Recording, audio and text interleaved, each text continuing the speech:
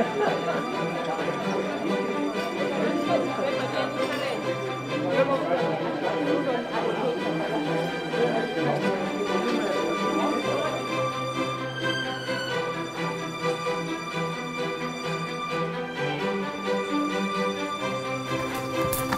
you and good morning, ladies and gentlemen. What an absolute pleasure to welcome you to the UJ community. This is indeed a wonderful opportunity to spend time together here at the CSESE's annual colloquium and to meet old friends. Well, actually this morning something very interesting happened. As I walked down the aisle, I looked towards Kobus van Heerden and I recognized his face. We were together roundabout in Matric a couple of years back.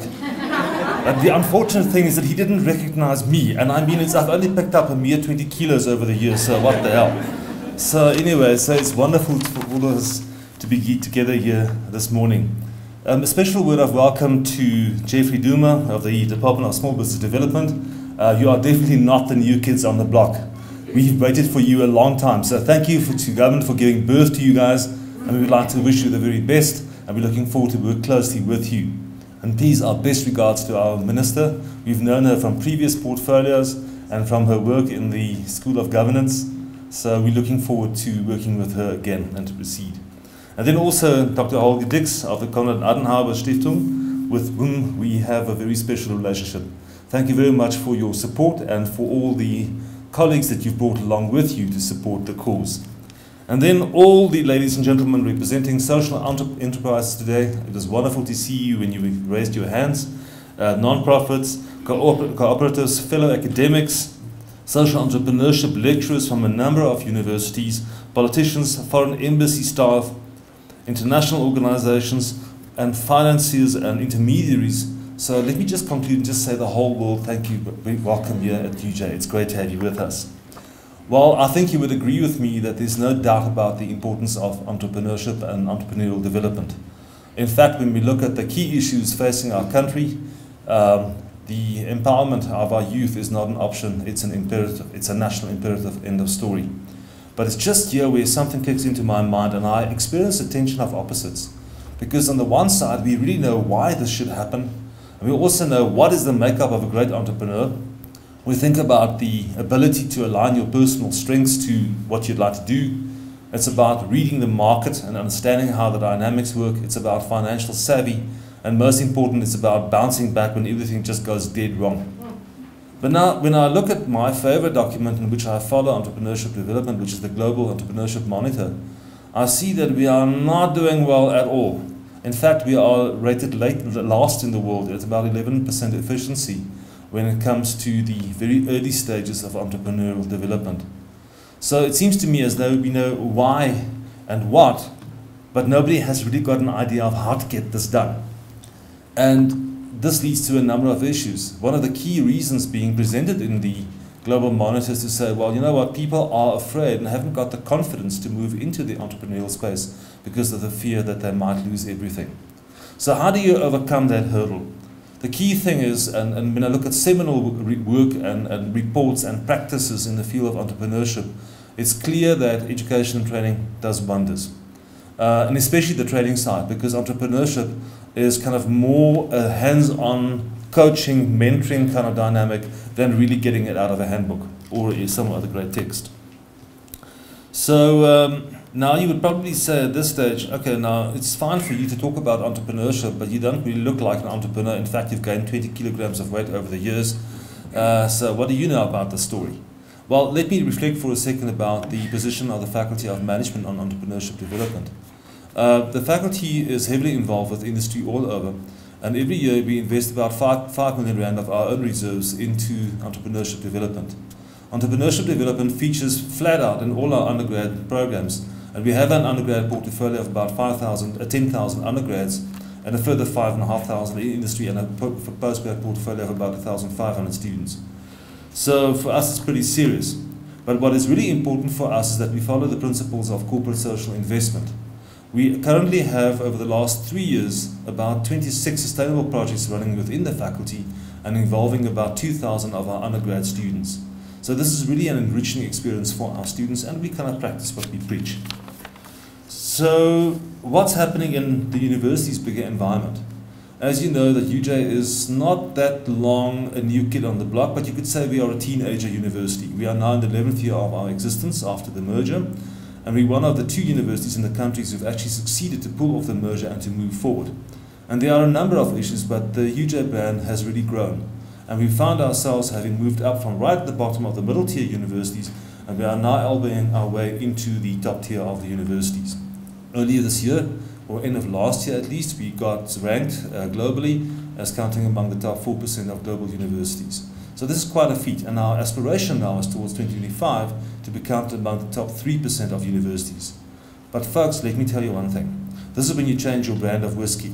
If you're always a J&B man, all of a sudden you go to single malts, you start to count and sip the cost per drop. And that's pretty much what it's like when you internationalize.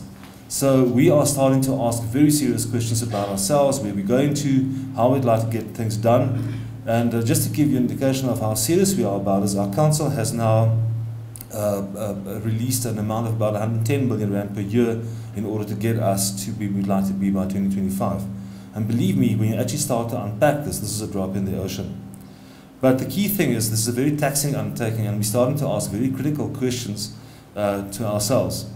So when we review the colloquium, and a colloquium by its very nature is a place where critical questions are asked, and that's why I welcome our chairperson's observations to be robust about things and to really stir the pot.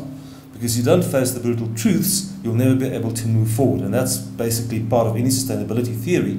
And I believe the title of this colloquium is about the sustainability of the sustainability economy.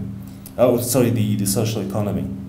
So what I found fascinating about this colloquium is the range of expertise that was brought into the program. It covers a very wide range, and therefore a multitude of perspectives, which is very enriching. I also think that comparing the German dynamic to what's happening in this side of the world here in Southern Africa is valuable, especially in terms of skilling up. But also interesting to hear about what is the traditional or the kind of very foundational approach of Germany towards entrepreneurship, and how is this maintained and in order to contribute towards the economy at large. But a colloquium needs to be challenging, and I'd like to pose you with 3 critical questions from my side to which I haven't got answers. It's probably, these are things that we haven't got answers to as a faculty, but it seems to me, and it also reflects what I hear in passages and in meetings and in board meetings, so I'd like to share these with you. Perhaps you could help me to find answers. The first question is, why is it that the social economy battles to find sufficient funding from corporates? Why is it that the normal broader stream of entrepreneurship development secures funding to the extent that training education can almost be provided at nominal cost? Why isn't that you play in that competitive space? This is something that I'd like to get more insight into.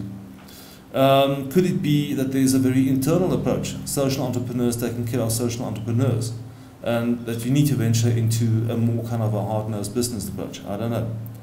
The second thing is that it's really valuable for a center like Susan's Center to operate, function within a university environment. There are many benefits. UJ has a very strong brand. Our brand has been, for the last 4 in the Sunday Times brand survey, become our tops after UCT. But hell, they've got the mountain and the sea. What do you expect? But then we've got other things here. I mean, we've got intellect. So, so the key thing is there are certain benefits to being associated with the university.